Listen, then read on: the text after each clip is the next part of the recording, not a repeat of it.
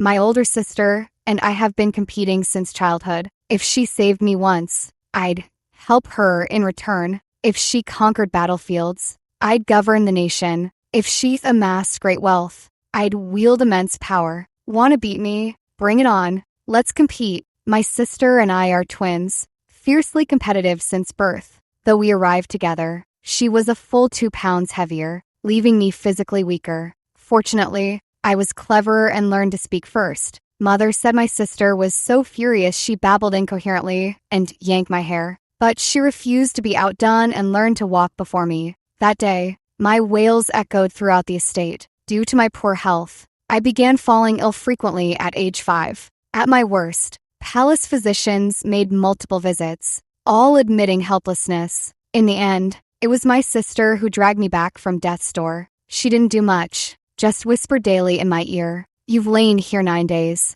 I've already mastered half the tutor's lessons. Your only edge over me is scholarship. Keep sleeping and you'll truly fall behind. I've copied 27 more pages of calligraphy than you. How many all-nighters will it take to catch up? Mother cut your favorite fabric to make clothes for us. If you don't wake up soon, both pieces will be mine." Later, I heard my older sister crying. She held my hand, her palm warm. "Lyra, wake up. Your clothes are too small. I can't wear them." Perhaps it was the warmth of my sister's hand, but mine gradually warmed too, and I even found the strength to wipe her tears. "Stop crying. You could cry yourself dry and still not fit into them."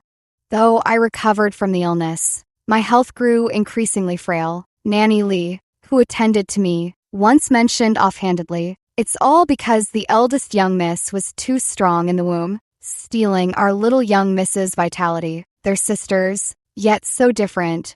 So, when distributing the monthly allowances, I deducted 3 strings of coins from Nanny Lee's pay and gave them to Nanny Song, then coughed lightly. "It's all because Nanny Song worked too diligently this month, stealing our Nanny Lee's credit. Both are coin purses, yet so different." Today's lessons were led by me, as my older sister was punished to kneel in the ancestral hall for hitting the Marquis of Xiujiang's only son and couldn't attend class. I visited her under the cover of night, carrying a food box. By the candlelight, I saw half her face swollen. The young Marquis was 4 years older than my sister. Though she hit him, she didn't come out unscathed either. As she ate the meal I brought, whether from the swelling or from choking, her words were slurred. "Don't you dare cry in front of me. He's hurt worse than I am. Someone with a mouth like a pig deserves to be beaten into a pig's head." My sister told father she attacked the young Marquis simply because she couldn't stand the sight of him, but I knew the truth. It was because the young Marquis had brazenly declared he would marry me one day and make me wash his feet every morning. Father saw through it all and said we two were aligned but not competing. My sister, only half, understanding, fixated on the word competing and retorted, "What do you mean not competing? Of course we compete. What's the point if we don't?" We competed to memorize medical texts, seeing who could master them first. Only later did I realize all the cases she studied were about treating congenital weaknesses. I never told her, either, that I'd researched countless remedies for bruises and sprains. As we grew older, the rivalry between my sister and I extended beyond trivial matters. We both understood that only one could reign supreme in any given field, so we deliberately avoided stepping on each other's toes. When my sister couldn't outright me with prose, she turned to studying military strategy. When I couldn't match her martial prowess, I learned to master the art of manipulation. Everyone in the capital knew of the Liu sisters from the Prime Minister's estate, Arya Liu and Lyra Liu, as the city's most dazzling pair, yet also as rivals who competed fiercely in everything. Our parents never restrained these petty contests. Sometimes, they even fanned the flames in secret. My father would say, "Arya, look, Lyra made me another pair of shoes and socks. Such skillful hands. Can you really let her outdo you?" My sister would feign annoyance. "Did she only make you footwear? That 9-fold screen my sister embroidered is exquisitely crafted. Why did she have to place it in my room? Annoying. Truly annoying." My mother would add, "Lyra, see, all this money was earned by your sister." My private coffers have grown again. Can you just watch her flaunt like that?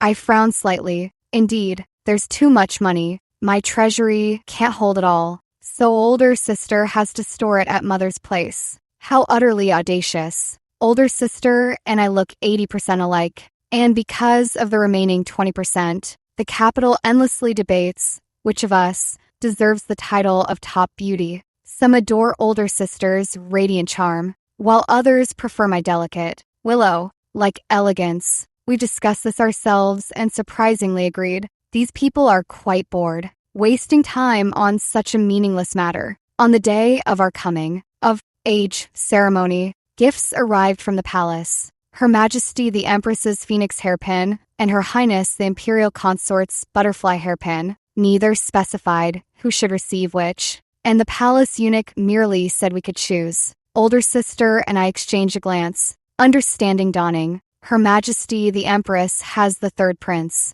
the legitimate heir. Her Highness the Imperial Consort bore the first prince, the eldest son. The hairpin is a token of affection, the hair clasp a betrothal gift. But since they were sent on my coming of age ceremony, there's still room for negotiation. Today was merely the sovereign's way of signaling their intentions. Father's influence runs deep at court, his power overwhelming. One daughter from our house was always destined for the palace. It seems the royal family now wants both. I stared at the two jewels on the tray, twisting my handkerchief secretly. Just how should I choose? To choose is to accept my fate. To refuse would be grave disrespect. Standing shoulder to shoulder, my older sister gently tugged my sleeve, and I understood at once. I stepped forward before her, touching one piece, then eyeing the other, playing the part of someone dazzled by luxury, torn between two treasures.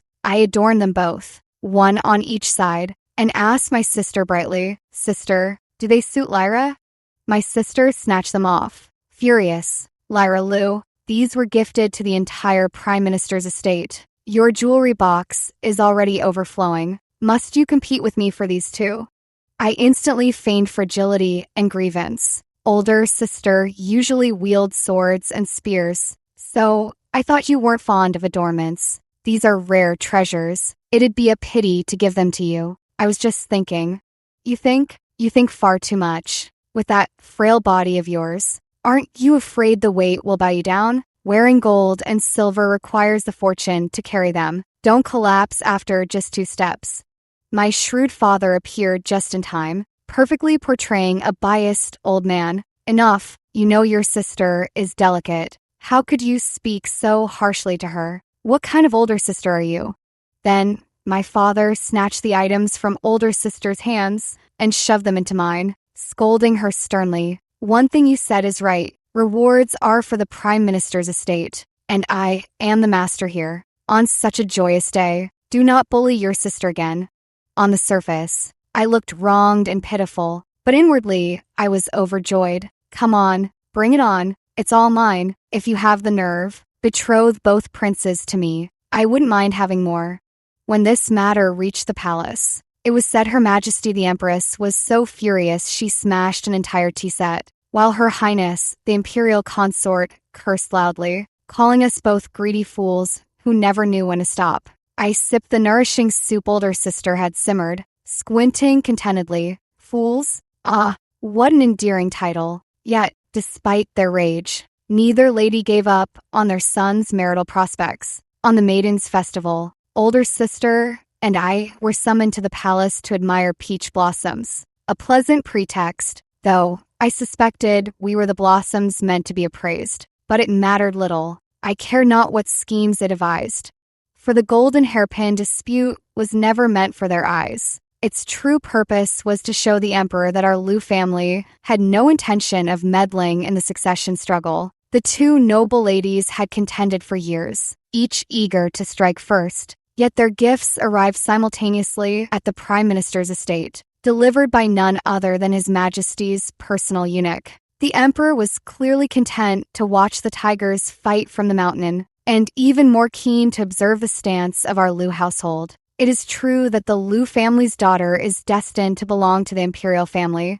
which is why both the Empress and the Imperial Consort hope to secure the Liu family's support for their own side. However, from the Emperor's perspective, His Majesty may not wish for his two sons to be allied with a powerful court minister through marriage. Otherwise, His Majesty would have long since issued an imperial decree for the marriage, sparing the two ladies the need for elaborate gestures like the coming of age ceremony gifts and festive flower viewing invitations, all to test the waters. Sure enough, on the day we entered the palace, the guiding palace maid led us only to the vicinity of a small pavilion before withdrawing. Unsurprisingly, inside the pavilion were His Highness the First Prince and His Highness the Third Prince. It seemed neither was willing to give the other a chance to be alone, resulting in this awkward encounter. They were discussing something over a scroll of inscribed poetry and painting, and upon noticing our approach, raised their voices, each remark laden with insinuation. Elder brother, it is said this scroll is worth a fortune. Which do you think is finer, the poetry inscribed here or the painting itself? The Crown Prince sighed deeply. Though the poem is fine, its imagery is too forceful, leaving one rather uneasy. The painting, however, is far more beautiful. He dares to look down on my sister? If he can't handle her, he should just admit his own incompetence. What's his affection even worth? Pretentiously using metaphors to criticize others. Does he think he's being clever? Never saw such wit in his writing. The third prince also jumped in to annoy. With all due respect, while the painting is beautiful, it feels somewhat shallow. I'm unworthy to enjoy it. The poem carries far more depth. Though my sister spoke softly, every word reached my ears. We're just giving him a meal, and he's actually ordering dishes? He'd better not choke on his greed.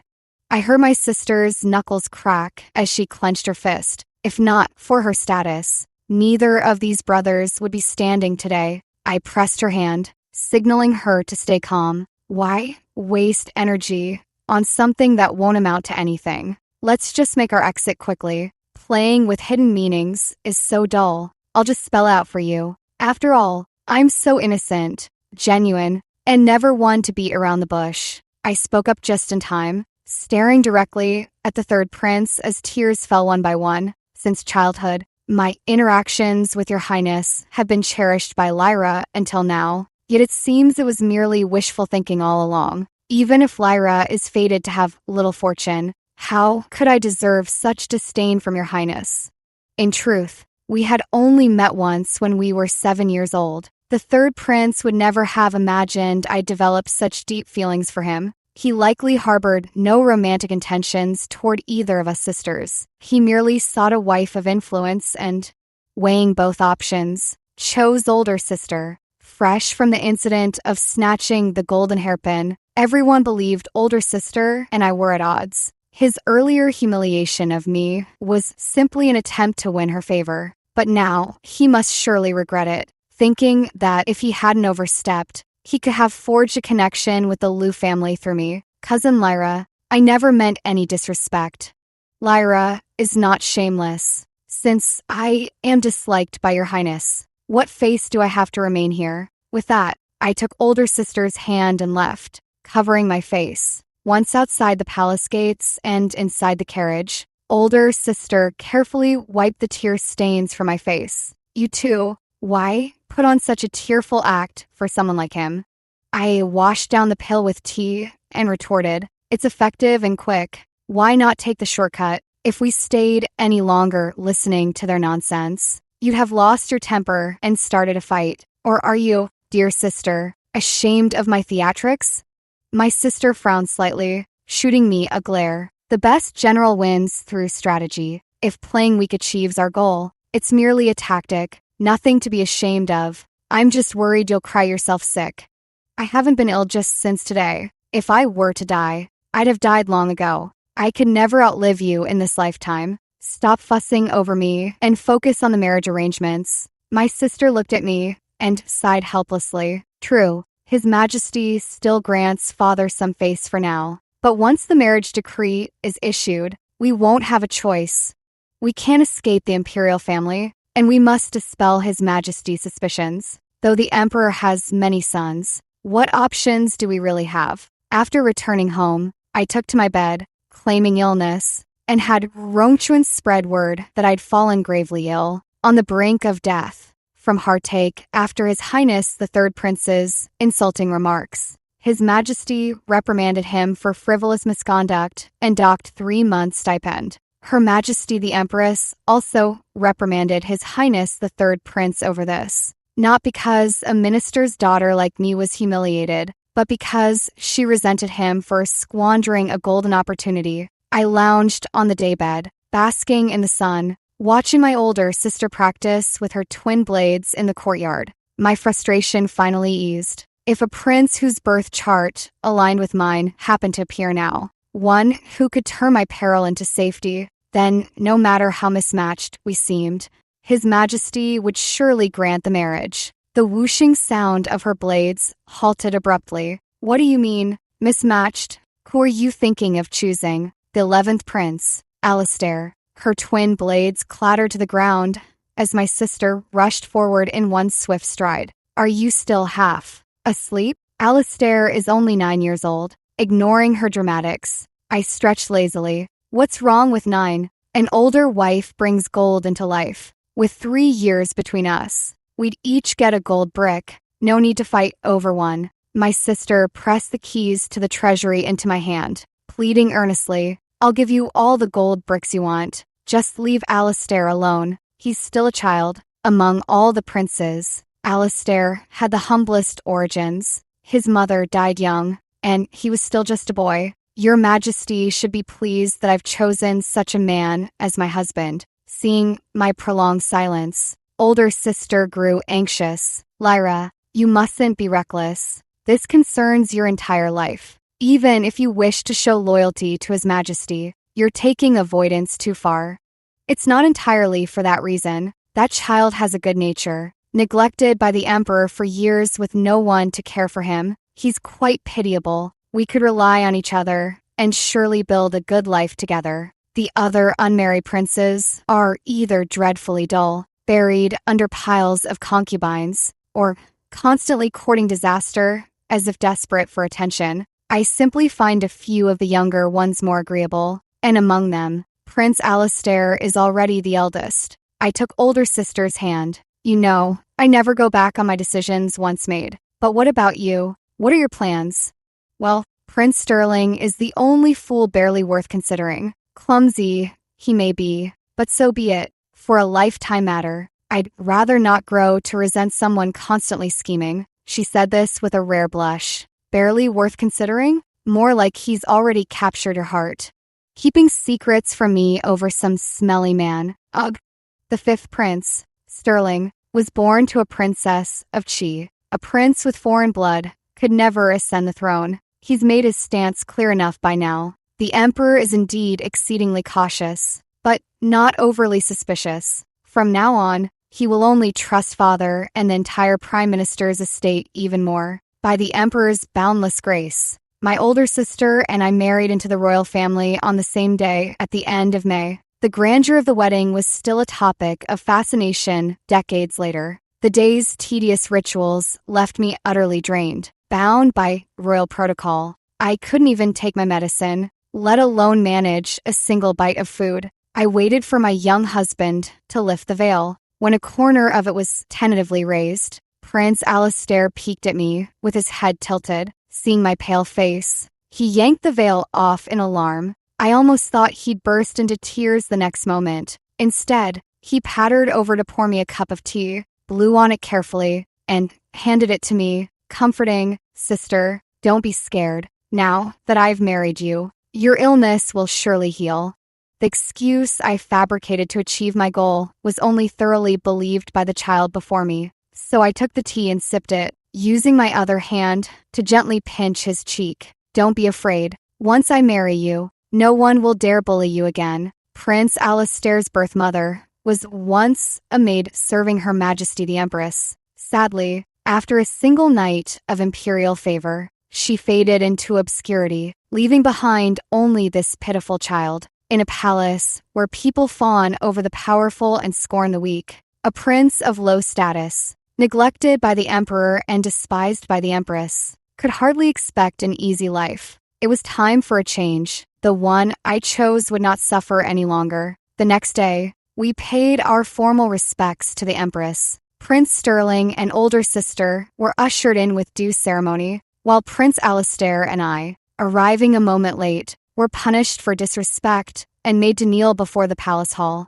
This was exactly what I had anticipated. After all, I had repeatedly rejected her overtures, pinned a major scandal on her son, and then turned around and married the prince she despised most. If she could tolerate this, it would betray all the arrogance she had accumulated over years of ruling the inner palace. I offered no defense. Taking Prince Alistair to kneel under the fiercest sun, I carefully timed it, just long enough for my sister to resist rushing to my rescue, yet short enough to avoid collapsing, before staging my grand performance. Covering Prince Alistair's eyes, I whispered, "Don't be afraid," then bit into the blood capsule hidden between my teeth. As the fake blood gushed out, my fierce sister wailed through the palace halls, and my cunning father wept openly before the court. From that day on, I never stood ceremony before the empress again. Alas, who could blame my frail, disappointing self? In this still, unclear struggle for the throne, Prince Sterling naturally became the first to be eliminated. The emperor granted him a fief, and feft him as Prince Ning, and ordered him to govern the Spirit Province, setting a date for his departure. The Spirit Province sounded elegant in name, but it was far from a land of prosperity and talent. It bordered the frontier, suffered recent disasters, and was plagued by endless wind and dust. With Prince Sterling destined for the Spirit Province, my older sister would naturally leave as well. Before leaving, she deliberately brought Prince Sterling to see me. As soon as they entered, she spread her arms. "Lyra, come give your sister a hug. Drench me in your snot and tears. No shame in that." I immediately held back my tears. "Take your smelly man and go. No need to see you out." My older sister gestured dismissively at Prince Sterling, teasing, "Smelly man, hear that? Stand farther away. You're stinking up my sister." Prince Sterling's reply was resounding. "All right." He was so delighted, as if her slightly disdainful command were the sweetest love confession. I didn't understand. With such a handsome face, how could his smile be as goofy as Chance's? Chance was the big dog my sister and I raised as children. My older sister guided me to the mirror and fixed my hair. "Lyra, eat well, take your medicine, sleep properly. Next time I see you, you must be 10 pounds heavier." Just like that, my sister was whisked away by a foolish lad. Bored and listless, I turned my attention to Prince Alistair. I taught him to write poetry and essays, taught him how to conduct himself in the world, taught him everything I knew. The boy had a sweet tongue, chasing after me calling older sister nonstop.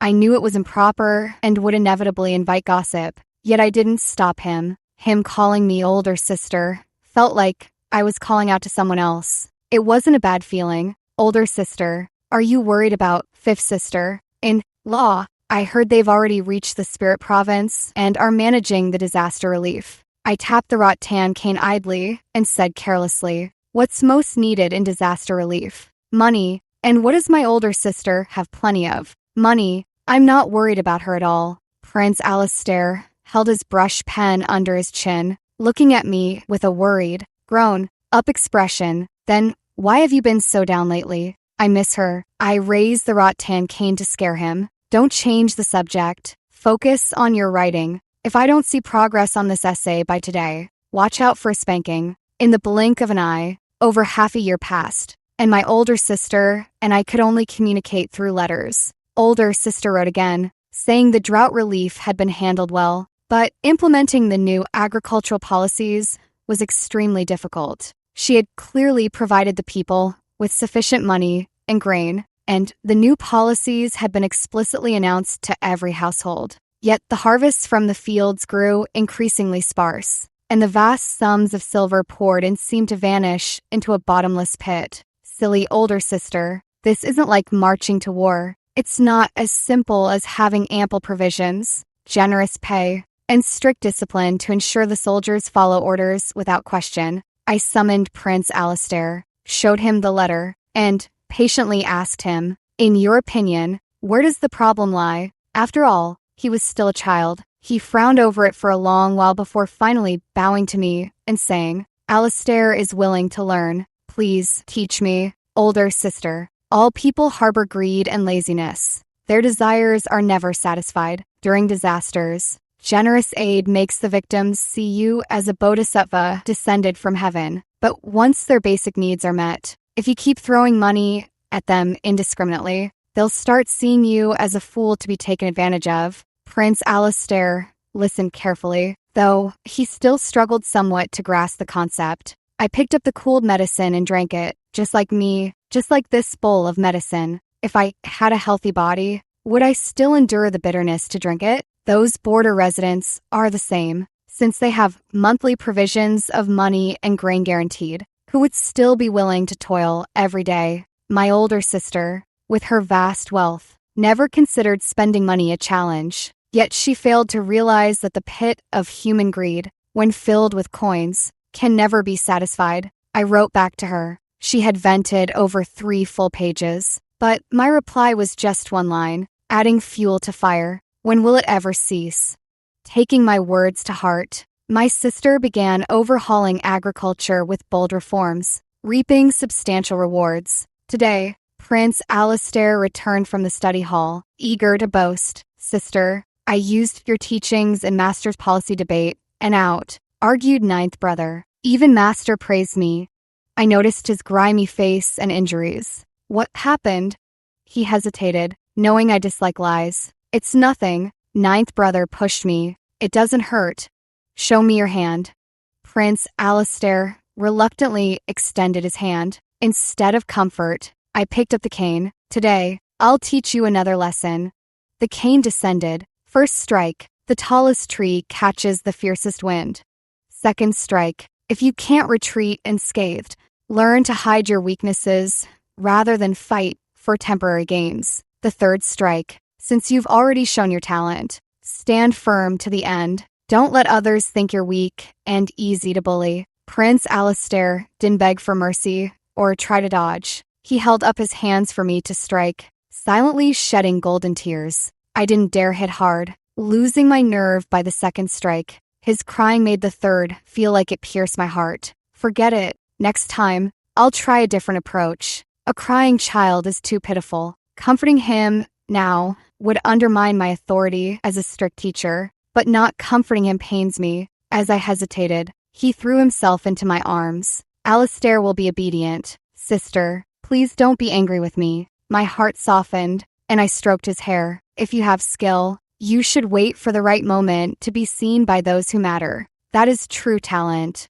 These years, your older sister seldom returns to the capital, and when she does, it's only for a few days. Yet every time, she first goes to the formless temple to pray, performing 3 kneelings and 9 prostrations with utmost devotion.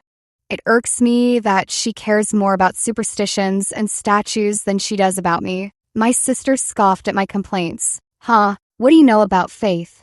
Year after year, the time I spent with my sister remained scarce. Prince Alistair turned 15 and was finally permitted to attend court and participate in state affairs. After years of lying low, his temperament had grown steady. No longer the little bean who would cry in my arms after a beating. When a censor offended the imperial dignity during a remonstrance, the emperor flew into a rage and ordered him beaten to death. But Prince Alistair intervened right in the court. Of course, the censor couldn't actually die. Truth be told, after venting his anger, the emperor was waiting for someone perceptive to step in and dissuade him, expecting his son, whom he'd never cared to glance at, to spout nothing but ancestral rules and tedious formalities. He was surprised when Prince Alistair offered a different rationale. "The governance of the realm and the welfare of all under heaven rest upon the shoulders of those who speak truth to power. To kill one censor today is to silence every would be remonstrator hereafter. The very essence of the censor's duty would cease to exist. To see one's own reflection, one must rely on a clear mirror. To recognize one's faults, one must heed loyal ministers. His Majesty is wise and will make his own judgment. His Majesty scrutinized Prince Alistair once more in the hall, then pointed at him and sincerely praised my father. This son of mine resembles you in your youth. We owe thanks to your daughter. Her discernment surpasses ours. From that day onward, His Majesty began to assign Prince Alistair increasingly important tasks to temper his abilities. My young husband was not merely eloquent. He handled affairs with remarkable efficiency, toiling day and night. He finally earned His Majesty's favor, was enfeoffed as Prince Yu, and his prestige grew steadily. Yet his achievements were but a prelude, for the history books would devote the most ink that year to my older sister. In the 30th year of Kongping, when enemy forces invaded and the defending generals surrendered out of cowardice, it was my formidable and captivating older sister who turned the tide, leading the troops in defense and driving the enemy back 100 miles. Ahem, though I hesitate to admit it, my earnest brother-in-law did contribute his share to the victory. When the news reached the capital, I could almost hear the flutter of her battle robes in the distance, a sound of her freedom,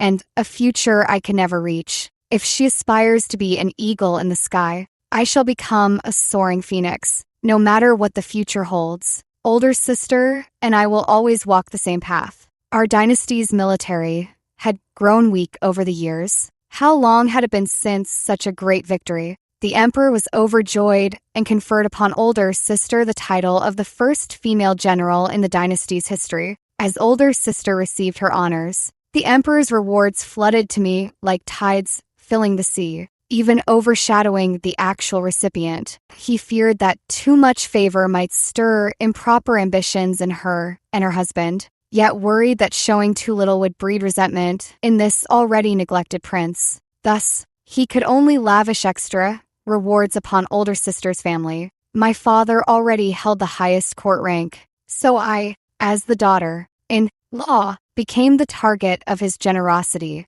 Honestly, I think emperors throughout history have all been seriously deluded. They expect their sons to be both fiercely competitive and fraternally harmonious, not only purely filial and affectionate, but also strictly observant of the boundary between ruler and subject, possessing grand talent for governing while simultaneously harboring no ambition for the throne. Finding even one such son would be difficult enough, let alone a dozen who aren't even of one mind. Sometimes I truly wonder, given His Majesty's current approach, is he selecting an heir or breeding scorpions in a jar? Yet regardless, His Majesty's willingness to entrust the frontier represents rare trust indeed. Our Liu family has unwavering loyalty to the realm. His granting of military authority is the finest reciprocity between a wise sovereign and devoted subjects. But this very favor appears as an escalating threat in Her Majesty the Empress's eyes.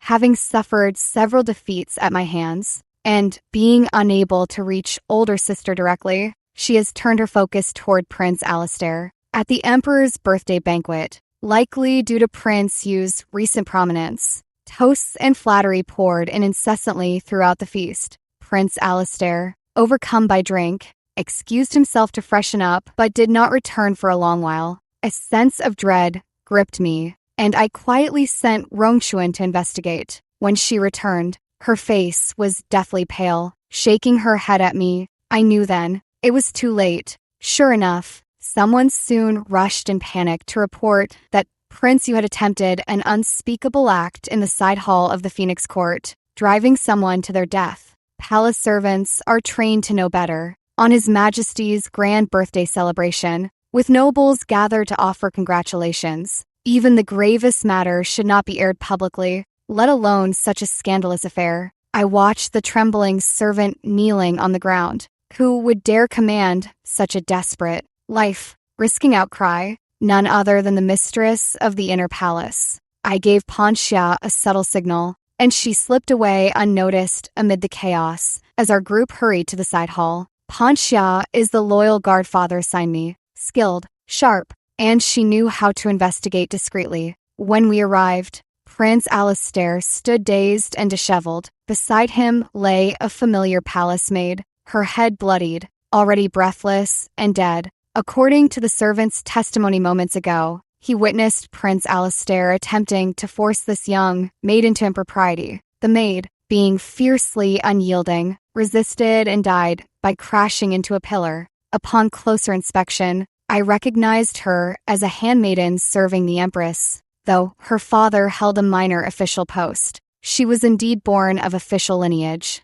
This matter could be treated as trivial or grave. The crux lies in its occurrence during His Majesty's birthday banquet. With his own son committing such an absurd act, and scheming individuals exposing it before all officials, how could His Majesty not rage? His Majesty kicked Prince Alistair to the ground, cursing incessantly. The Empress feigned intervention, putting on a convincing show of maternal compassion. Prince Alistair finally sobered up, realizing excuses were futile and could only repeatedly plead innocence. Amid the chaos, Pancha hid by the hall in trance and mouthed 2 words to me: "Maid, pregnant." I immediately knelt, shielding Prince Alistair, tears streaming. "Your Highness, I beg you, just confess. Whatever punishment His Majesty decrees, I'll endure it with you. Please admit guilt. Let us live peacefully hereafter, abandoning all else.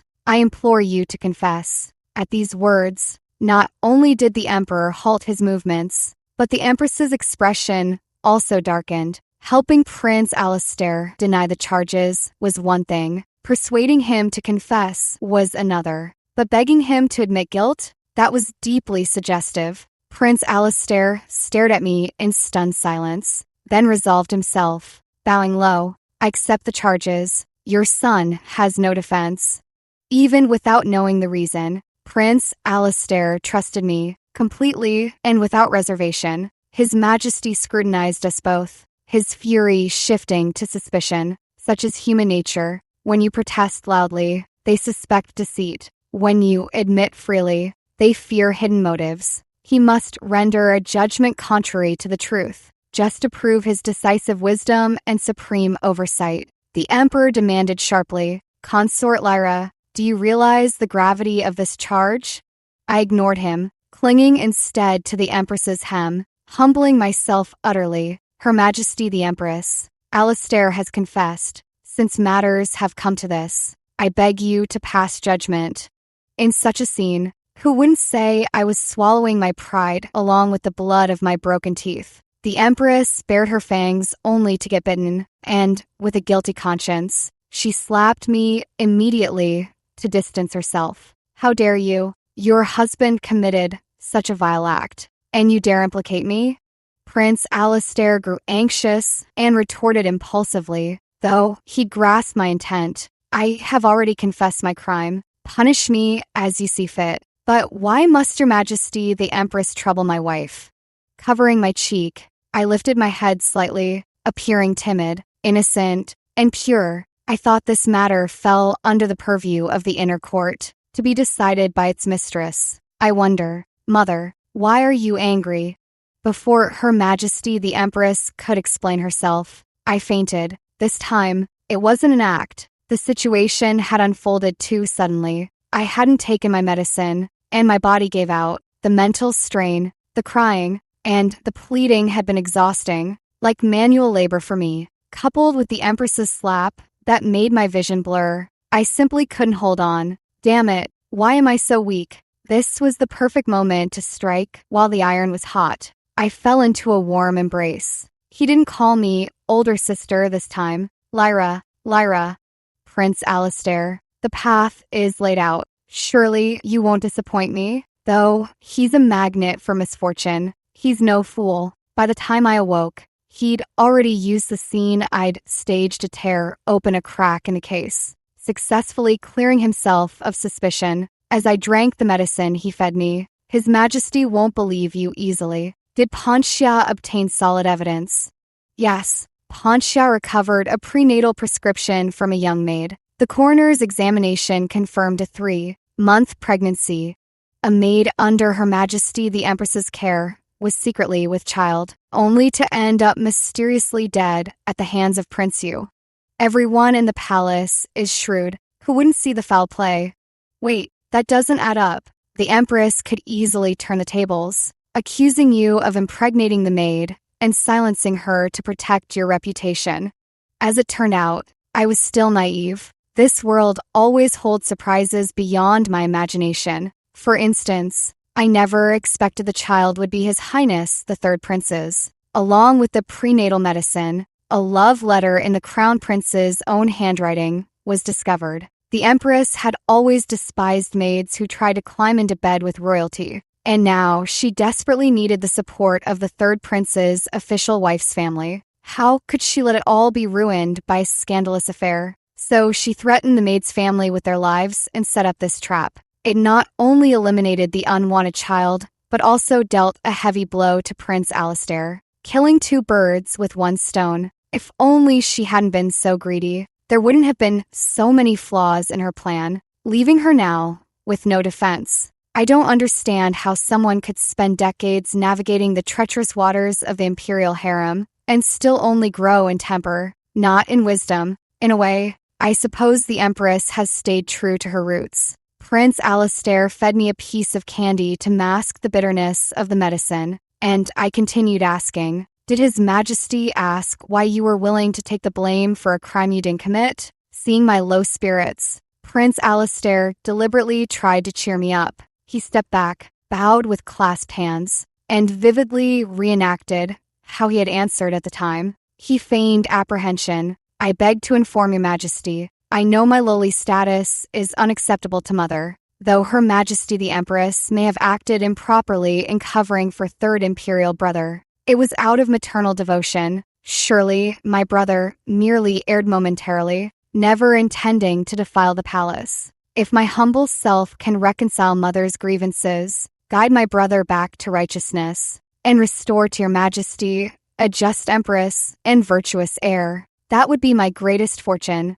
ostensibly pleading for mercy. Yet every word poured oil on the fire. Clearly, His Majesty's punishment for the Empress and her son would not be light. Here, Prince Alistair shifted his tone. "I am guilty of prioritizing familial bonds over remembering that your Majesty is the sovereign, who must not be deceived. I beg, Father, to punish me. Now, this is the student I taught." With just one speech, he masterfully balanced filial piety, brotherly love, and loyalty to the throne. Is this not precisely the ideal son His Majesty has long dreamed of? Whether sincere or performative, His Majesty was profoundly moved, nearly embracing Prince Alistair for a tearful reunion. I smiled wryly. Before Pontia came to deliver the message, I myself was still in the dark. The situation was so critical back then. When I told you to confess, you actually dared to?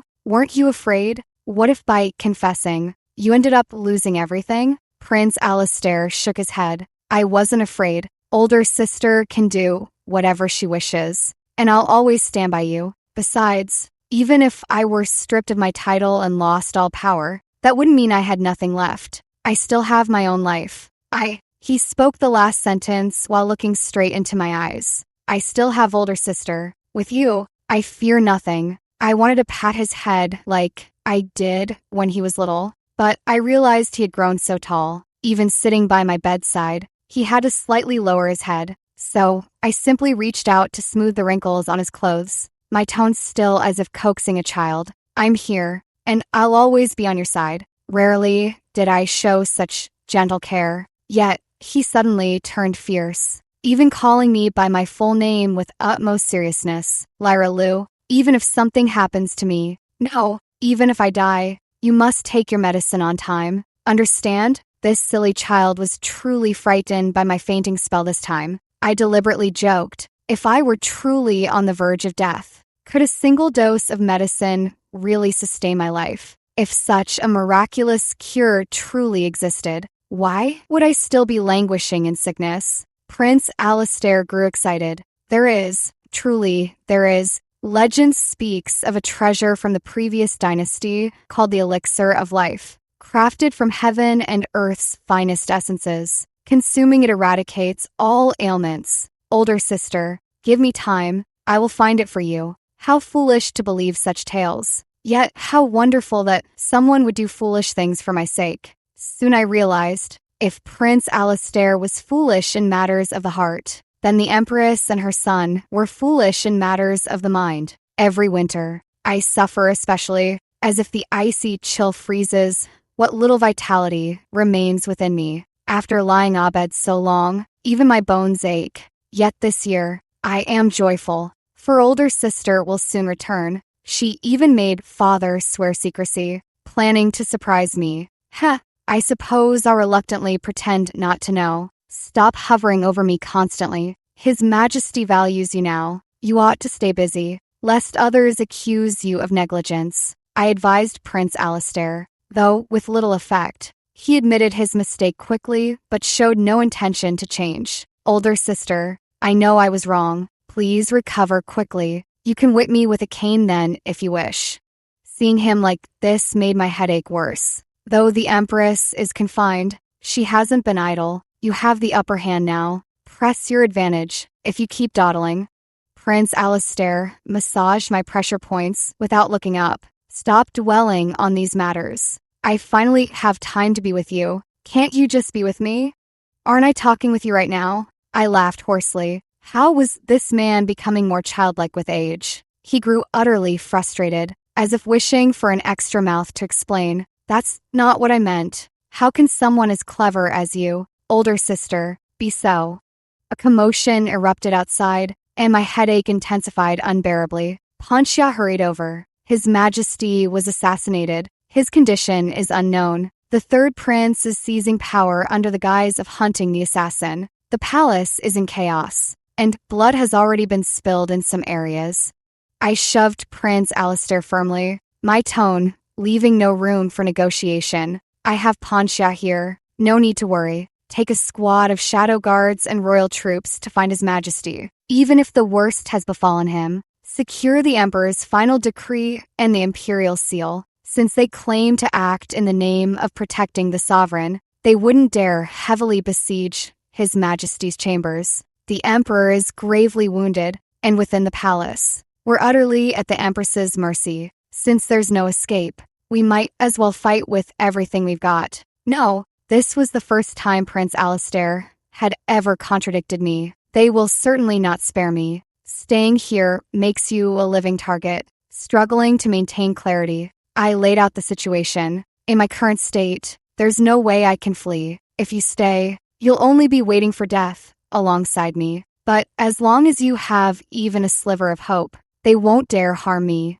Your survival is what gives my life value. It wasn't that he didn't know the optimal choice. It was just that instinct prevented him from choosing to abandon me. I pulled out the only hairpin from my hair and pressed it against my neck. If you hesitate because of me, then I'll have to eliminate your weakness with my own hands. Before he left, he cast one last glance back at me, half resolute, half wistful. I should have known all along. Older sister, you've always been this way, light as a feather in form, yet fierce as fire in spirit. The recent fever has addled my mind so much that I failed to anticipate their desperate move of cutting the cauldron from under the fire. It's utterly insane, utterly foolish. The third prince has no military support. Even if he succeeds temporarily, he'll lack staying power. Once the charge of rebellion is confirmed, the entire realm can rise against him. A cornered dog will leap over a wall without gauging its height.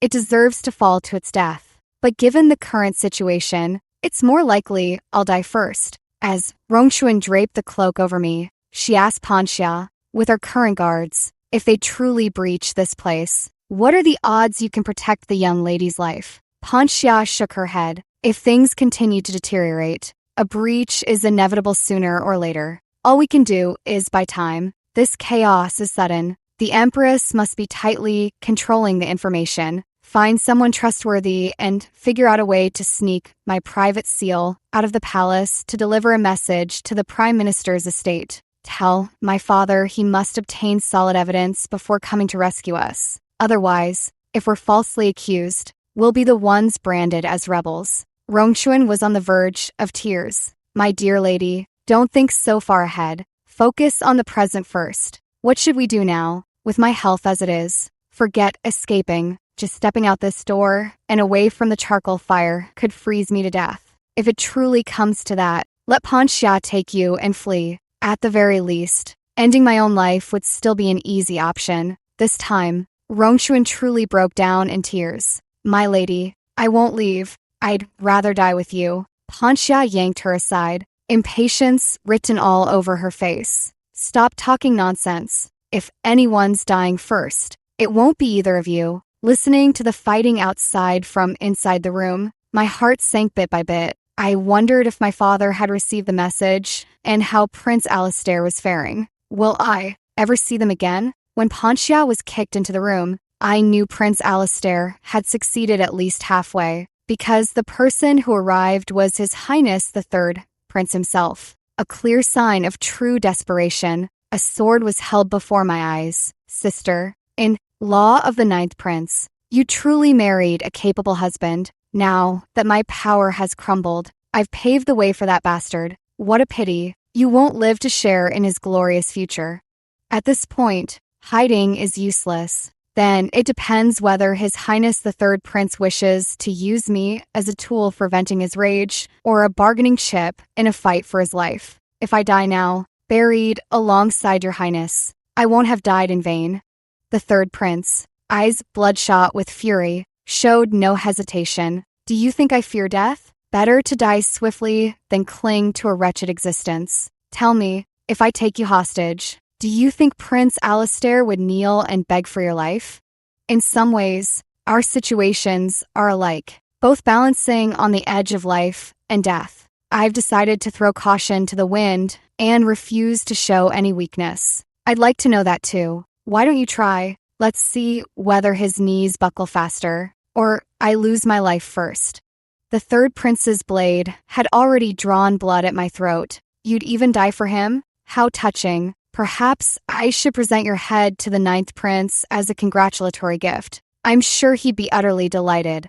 He dragged me up like a piece of ragged cloth, forcing me to walk while I struggled to endure the physical discomfort. With how brutally he was handling me, I'd be half dead before even reaching Prince Alistair. But fate ultimately favored me. I wasn't as ill, fated as I'd feared, the moment the two sides faced off. Before I could even say a word to Prince Alistair, an arrow whistled past my head and struck the third prince squarely between the eyes. The arrow came from a great distance, its shooter unseen, yet I knew the messenger had fulfilled his duty. The rescue came from the Prime Minister's estate. It was my older sister. Only my sister possesses such courage and masterful archery. The one who time and again saves me from peril could only be her. Prince Alistair rushed over and held me, actually shedding tears. I felt a bit disdainful. How spineless. The moment you saw him tie me up, you'd probably already planned how to surrender our victory,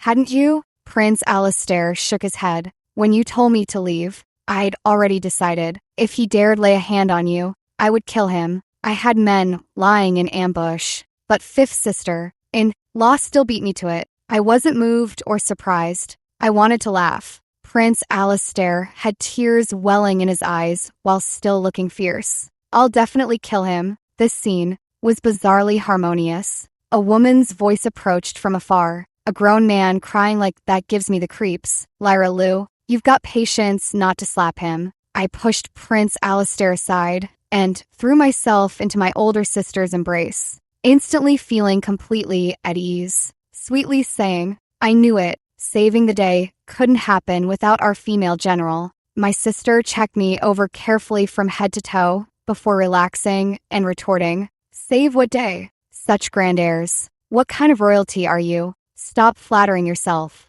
Once sure I was fine, my sister rushed off to handle the chaos, leaving only her cloak behind and wrapping me up even more warmly. My heart was so happy it felt like the pain lessened, and I tugged at Prince Alistair asking, Did you hear that? My sister just said she wasn't here to save the day. She was here to save me. Prince Alistair paused for a rare few seconds, seemingly struggling to recall, analyze, and rephrase. Did she really say it that way just now? The robes were too heavy, weighing me down until I felt exhausted, too tired to argue with him. Do you understand subtext? Stay out of matters between good sisters. His Majesty was indeed gravely injured, though the third prince dared not openly station troops at His Majesty's chambers. He ordered the palace gates guarded under the pretext of protection, forbidding imperial physicians from approaching to treat him. Had Prince Alistair not arrived in time, the consequences would have been unthinkable, though his life was spared. His Majesty's vitality was severely depleted. During his convalescence, he named Prince Alistair as Crown Prince. If this had happened 3 years ago, no one could have imagined that Prince Alistair would ultimately ascend to the imperial throne. Even after the edict was issued, doubts persisted. Rumors even spread among the populace that His Majesty had already passed away, and that Prince Alistair had forged the decree appointing him Crown Prince. Even my father felt uneasy about His Majesty's decision, for he had once firmly believed that the men my sister and I married would never have any claim to the throne in this lifetime. Why be alarmed? His Majesty has his own plans. He knows best how Prince Alistair has changed over the years. And having ruled alongside my father for so long, the Emperor understands his character well. That's why he dares to bet on my father's loyalty. After such an absurd incident of seizing power and destabilizing the nation, he urgently needs my father to steady the hearts of scholars across the land and relies on my older sister to defend the borders against foreign threats. More importantly, the Liu family has no other descendants besides my older sister and me. Over the years in the palace, he has seen clearly just how frail my health is. I am utterly incapable of bearing an heir. Once I pass away, the Liu family's glory will come to an end, eliminating any possibility of maternal relatives interfering in governance. The Emperor, he has calculated every single step. Truth be told, everyone knows I won't live long. Only the few who love me in this world cling to foolish dreams, unwilling to wake. This turmoil has taken quite a toll on my health as well. These days, Prince Alistair has been both attending to His Majesty's illness and tirelessly caring for me. Fortunately, the weather has grown warmer. With nourishing foods and medicines, he painstakingly managed to restore some of my health. Yet, he himself has visibly grown thinner. Even older sister sighed. You gain 0.5 pound. He loses 3. What kind of torment is this? If this goes on, in 3 months, you'll both be a pair of invalids. I held her hand and leaned on her shoulder. That silly boy was born with a busy fate. No amount of persuasion stops him. Children grow up and never listen. Older sister actually defended Prince Alistair. Speak with a conscience. Does he not listen to you? If you handed him a rope to hang himself, he'd only think about where to die for good feng shui, so it would bless your safety. I didn't reply, mentally planning a good burial site for my future self, somewhere with majestic mountains and clear waters, the kind that blesses people with peace. In the future, they must all live well. After Prince Alistair ascended the throne, the first thing I did was fill his harem, but when I laid out scroll after scroll of beautiful women before him, he lost his temper with me for the first time. So power really does harden one's temper. Lyra, Liu, have you always seen me as a younger brother, as your sovereign, for even a moment, not even one moment, as your husband? I never asked you. Why? I couldn't quite define my own feelings, just as I couldn't understand my heart toward him. So I stated objectively, you are not my brother. Yet you are more than just my husband. You are the Emperor, the anchor of the people's welfare. You may have love and personal desires, but what matters more is responsibility.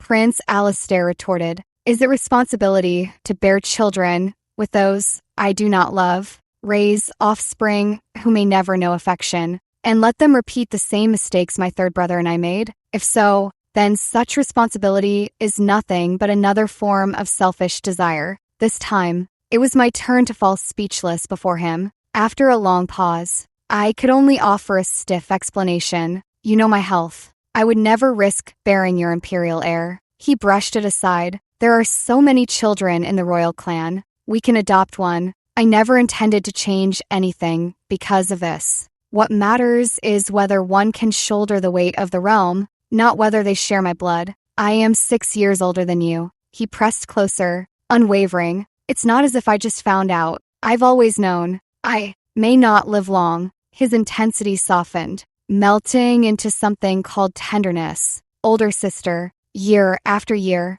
I will always be by your side, gazing at this sincere and passionate youth. I understood for the first time what inferiority truly meant. Perhaps it wasn't inferiority, but a sick person's desperate longing for health and the powerlessness that accompanies it. Someone who doesn't know when death may come, the more they possess, the more they fear losing it all at any moment. The late emperor chose wrong after all. How could Prince Alistair be such a stubbornly devoted fool? I chose wrong too. Why did I have to marry the one person who would make my heart sway? Yet I still took his hand. Since things had come to this, I might as well embrace the mistake. Very well. You've always listened to me. Now, I'll follow your lead for once. If you insist on being a tyrant, I'll bear the name of a disastrous empress.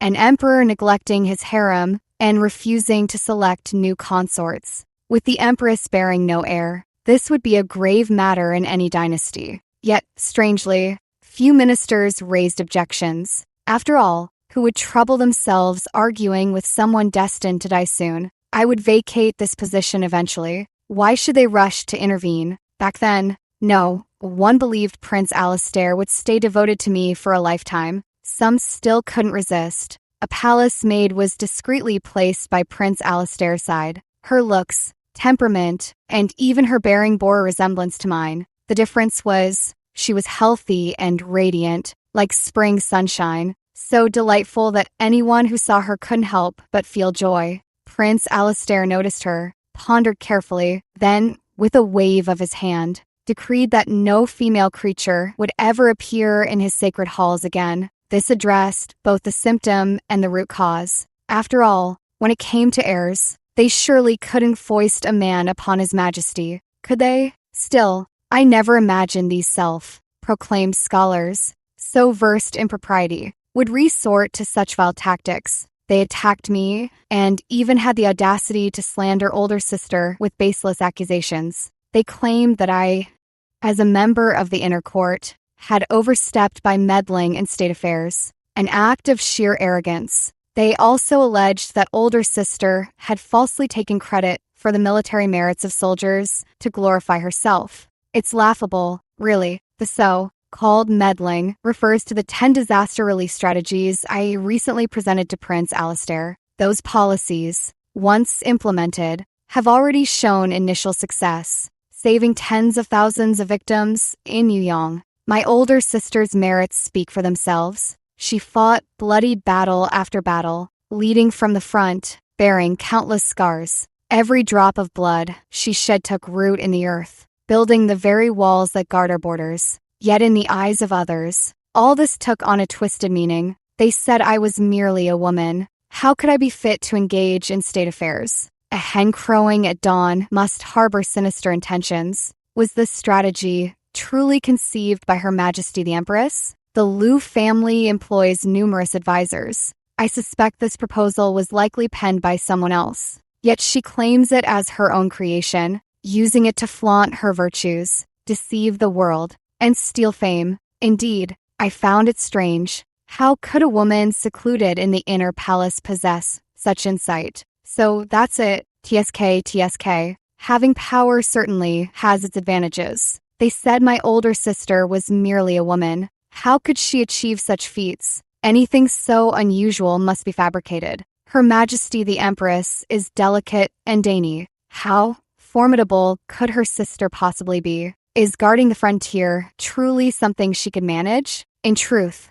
these achievements must belong to Prince Ning. They are husband and wife, one entity. If Lady Liu merely coaxes him, would Prince Ning not willingly hand over his military merits? Exactly. And even if they were truly her merits. So what? Since she married Prince Ning, she ought to wholeheartedly support him. What woman insists on outshining her husband and competing for recognition at every turn? An unvirtuous, shrewish wife. She's just a woman. She's just a woman. When these words reached my ears, Prince Alistair was placing a flower in my hair. He adjusted the hairpin and asked me brightly, "Older sister, how would you like to deal with those who spread such filthy talk?" I lower my eyes. Half the officials in the censorate share this sentiment. Even though my father is the head of the civil officials, they dare to speak so recklessly.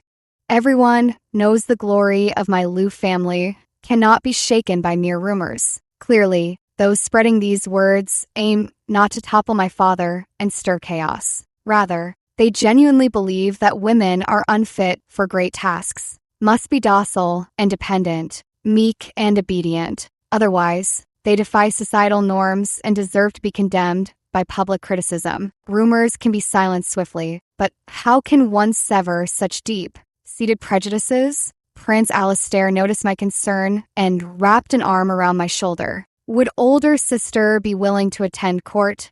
I was unusually taken aback. While our dynasty does have precedents of women attending court from behind a screen to govern, it was only when a young ruler was incapable. Never has there been a case where the emperor is in his prime, full of vigor, and the empress directly ascends to the hall of state. These words hardly seemed fitting to come from an emperor's mouth. Precisely because he is the emperor, they sounded all the more rebellious and unorthodox. Prince Alistair looked at my reflection in the mirror, his gaze resolute. "Older sister, you taught me this. A person's words and actions should be judged by their merit, solely on right and wrong, not by background or gender. Without you, there would be no me on this journey. Lyra, you are no less capable than any man in this world."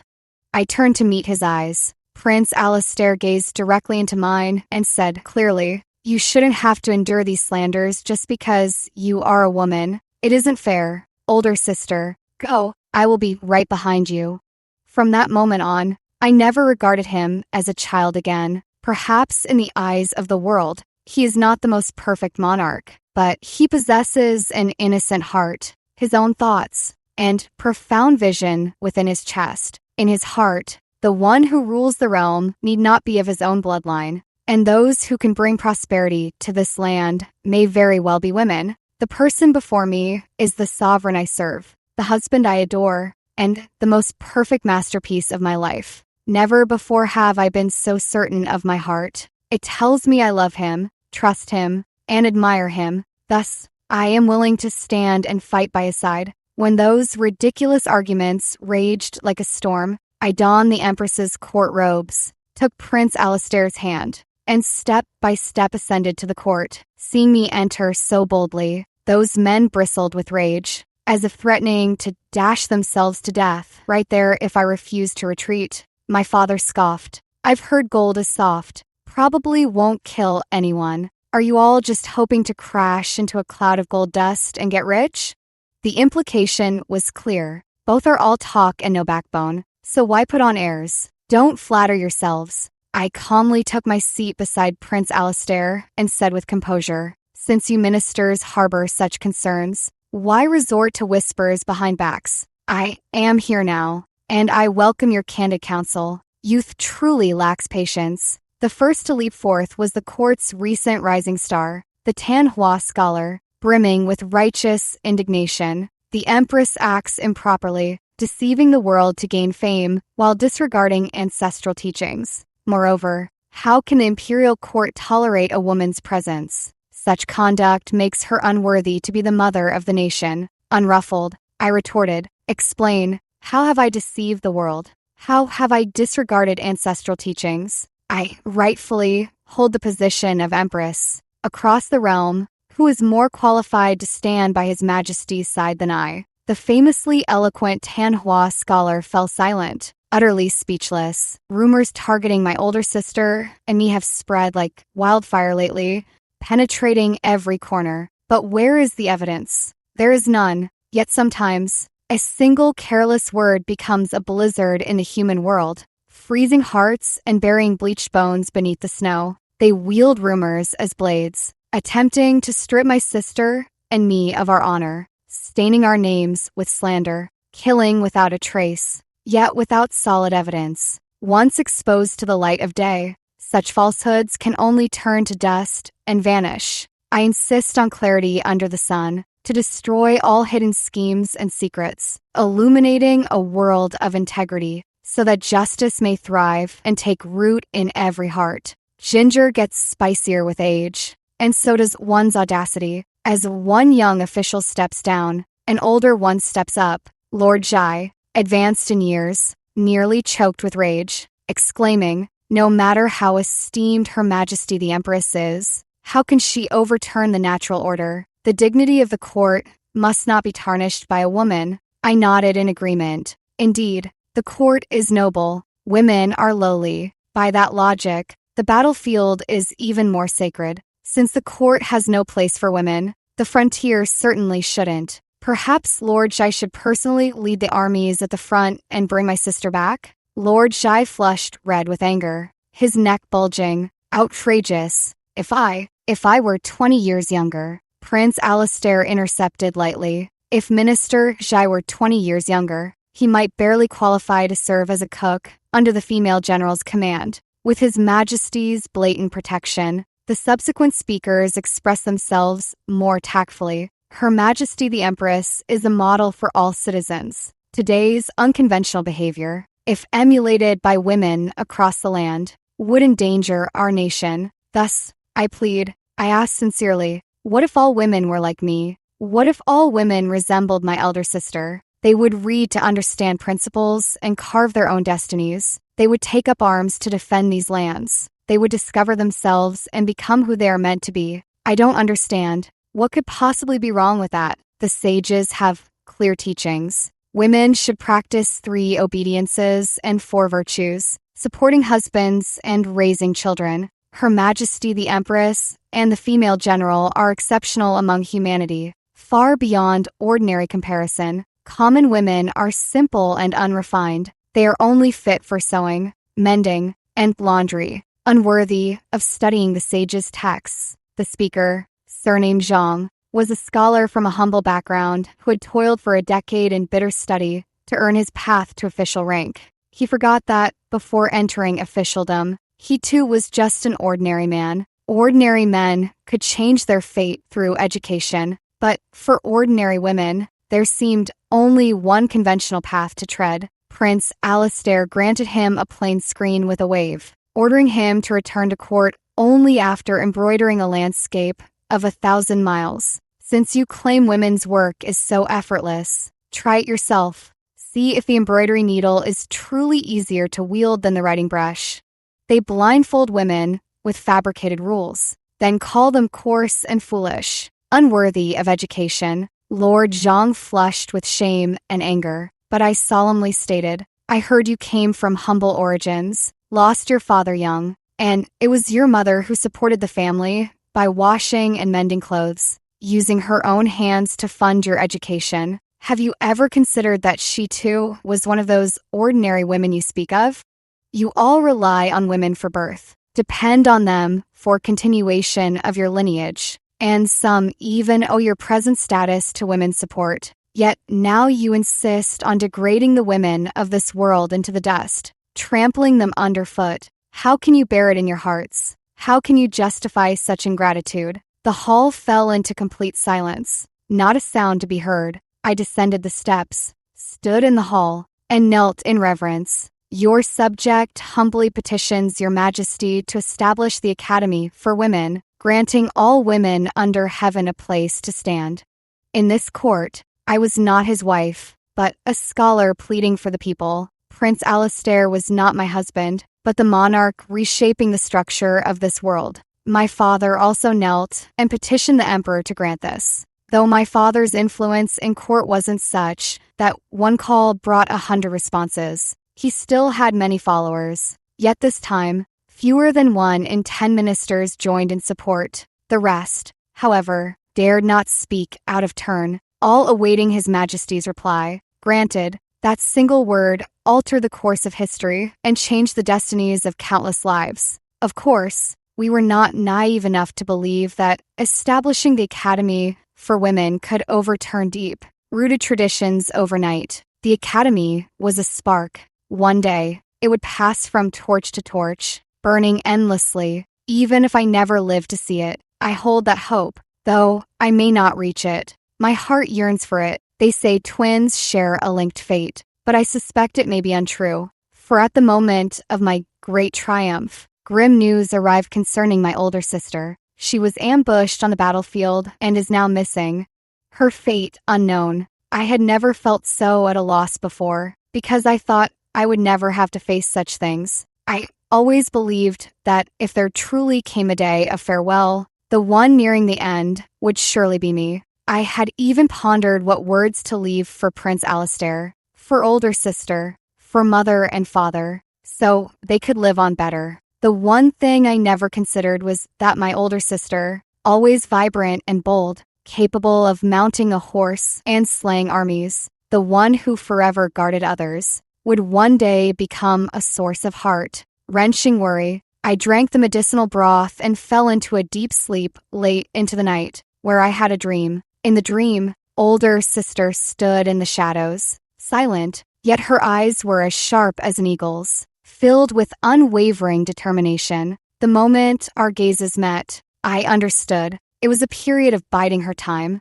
So, when I woke, I felt an inexplicable sense of peace. I just knew she was safe. She, too, was waiting for our reunion. Prince Alistair couldn't understand how. In just one night, I seemed like a completely different person. I didn't know how to explain the strange connection between twins to Prince Alistair. So I simply said, "That's my older sister. She's blessed with great fortune and always turns calamity into blessing. Older sister never disappoints." A great victory at the frontier. Amid the clash of armies, she appeared like a divine force, leading her guards to crush the enemy's main strength, though she was thought to be lost. This battle ensures at least a decade of peace along the border. The triumphant female general achieved unparalleled merits. From then on, no one could belittle women ever again. Panxia was so thrilled, boiling with excitement. She clamored to join older sister's army. "Are you sure? Once you go, you can't come back to me. Panxia is an honest child." She asked me very seriously, "Can't I do half and half?" What does she want to be a female general with older sister for half the year and a little maid here for the other half? That's too much. She wants to get paid twice by our family. I gave an analogy. Some people sleep with their eyes open, others with them closed. But have you ever seen someone sleep with one eye open and one closed? Panxia nodded and immediately closed one eye. "I can practice." I waved my hand. "When older sister returns this time, go with her and don't embarrass me. No coming back." On the day my older sister returned triumphant, Prince Alistair brought me to the city gate tower to welcome her personally. I finally saw her again, that face so strikingly similar to mine, and said, "Older sister, it's been a while. I hope all is well." My older sister dismounted and bowed, fulfilling her duty as a subject. As I went to help her up, I heard her familiar voice. "Well, my foot, what are you doing out in this fierce wind? Aren't you afraid of being blown away?" I took her hand. "I'm not afraid. My older sister would catch me.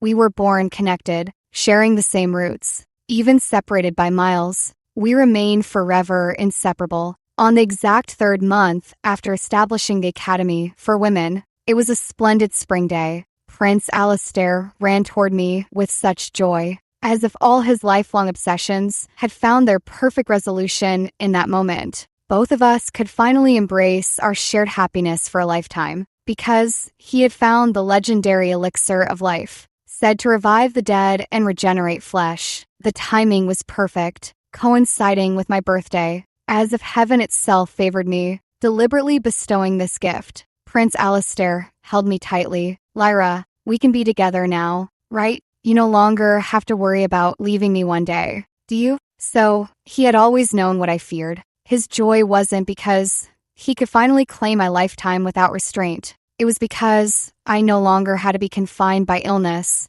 no longer secretly looking up with envy at those born with boundless vitality. I could live as a normal person. This seemingly simple wish was, for me, an extravagant luxury. He loved me, understood me, and so he did what seemed impossible for my sake. But I raised this child wrong. From the moment he lifted my veil, his joys and sorrows were never for himself. They were all because of me. How can this be? I'd grow too attached, As a patient, I know best. There is no such miracle cure in this world. If there were, why would it remain undiscovered until now? After all, who doesn't want to live? So when the imperial physician confirmed that the elixir of life lacked the legendary divine effect and could at most extend my life by 3 years, I wasn't overly saddened. Instead, I comforted Prince Alistair. Prince Alistair held me. Lyra, sometimes I wish you had never appeared, but more often I feel grateful. Grateful that you are here. So can you let me keep feeling this gratitude forever? I didn't know, nor did I deserve to promise. I could only hold him and whisper comfort, just like when we were children. It's all right, such is fate. Whether it's 3 years, 3 days, or even just 1 day, it's all borrowed time. Alistair, I'm still happy. Who says 1 day doesn't count as a lifetime together? Every day you love me is my 10,000 years.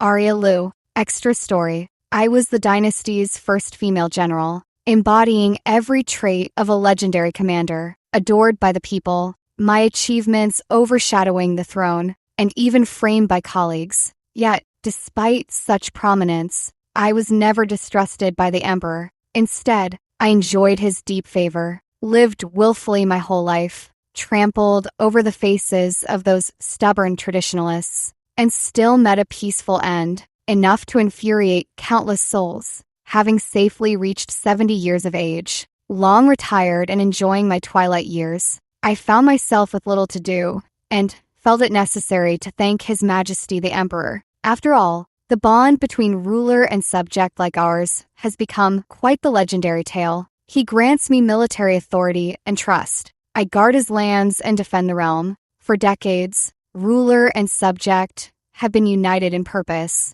working together to create an era of peace and prosperity. As she ate the meal I brought, whether from the swelling or from choking, her words were slurred. Don't you dare cry in front of me. He's hurt worse than I am. Someone with a mouth like a pig deserves to be beaten into a pig's head. Sometimes when I look in the mirror, I lose myself in thought. If my little Hua were still alive, she would probably look just like me. No, her eyebrows should be a bit finer, always curved like crescent moons, and her skin would be fairer than mine. Look at me, getting carried away. Today is about expressing gratitude, but His Majesty paid no heed to my goodwill, instead snorting coldly. Arya Lu, there's something I've held back for years. Truth be told, I've always disliked you. Wherever you were, she never noticed anyone else, even though later, I was the one who stayed by her side the longest. All these years, and he's never grown beyond such pettiness. I couldn't be bothered to argue. Then why has Your Majesty shown me such leniency?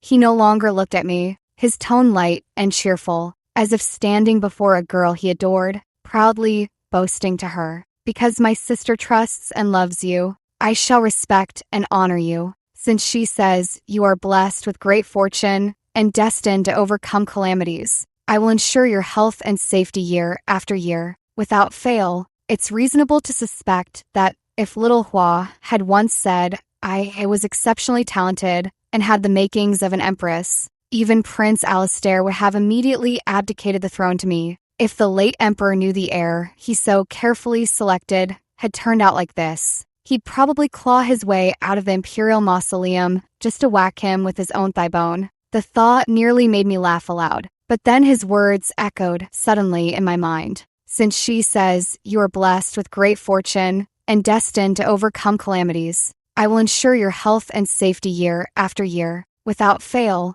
blessed with great fortune, destined to overcome calamities. I'd heard those words before, years ago, after a battle where I lay severely wounded and unconscious. It was the first time little Hua had appeared in my dreams since we parted. She stood in the distance, smiling at me, my dear sister, blessed with great fortune, destined to overcome calamities. It was then that I desperately wished for the existence of gods and spirits in this world. Perhaps Lyra was up in the heavens, watching over me, but I had long stopped believing in deities, for the wish I once prayed for never came true in my entire life. I used to visit the formless temple every year, not seeking peace or prosperity, but only asking for one thing. Lyra Lu, May you live 100 years.